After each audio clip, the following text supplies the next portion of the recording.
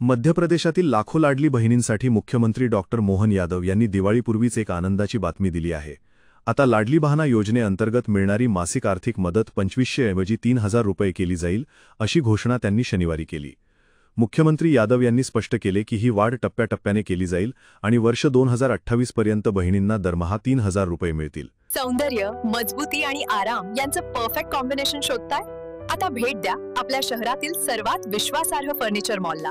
घर असो की ऑफिस, शाळा असो की हॉस्पिटल, हॉटेल असो की गार्डन, अगदी लग्न सराईसाठी विशेष फर्निचर, सगळं काही एकाच ठिकाणी। आमच्याकडे आहे आधुनिक डिझाईन्स, दीर्घकाळ टिकणारी गुणवत्ता आणि तुमच्या बजेटला साजेशा किमती।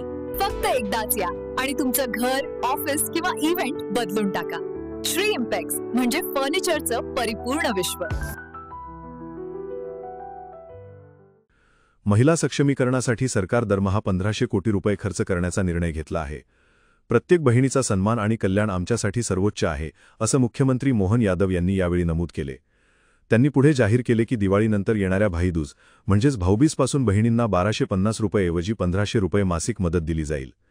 महिलांसाठी स्वसहायता गट, सरकारी नोकऱ्यांमध्ये आरक्षण, स्थानिक स्वराज्य संस्थांमध्ये आरक्षण यासारखे उपक्रमही सुरू आहेत। सतना जिल्ह्यातील सिंगपूर येथे झालेल्या एका कार्यक्रमात मुख्यमंत्र्यांनी 93,47 लाख रुपयांच्या 222 विकास कामांचे उद्घाटन केले। या प्रसंगी मंत्री कैलास विजयवर्गीय, प्रतिमा बागरी, खासदार गणेश सिंह आणि इतर लोकप्रतिनिधी उपस्थित होते। मोहन यादव यांनी आपल्या भाषणात सांगितले की पंतप्रधान मोदी महिला सक्षमीकरणासाठी वचनबद्ध असून संसद आणि विधानसभा निवडणुकीत महिलांना 33% आरक्षण मिळवून देण्यासाठी प्रयत्नशील आहेत। मुलींना शिक्षण, सायकल, लॅपटॉप, शिष्यवृत्ती अशा विविध स्वरूपात प्रोत्साहन दिले जात आहे। डॉक्टर आणि इंजिनियर होण्यासाठी आवश्यक ती सर्व मदत देण्यात येत आहे।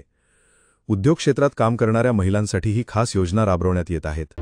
अशाच ताज्या आणि महत्त्वपूर्ण घडामोडींसाठी पाहत रहा राष्ट्र सह्याद्री न्यूज।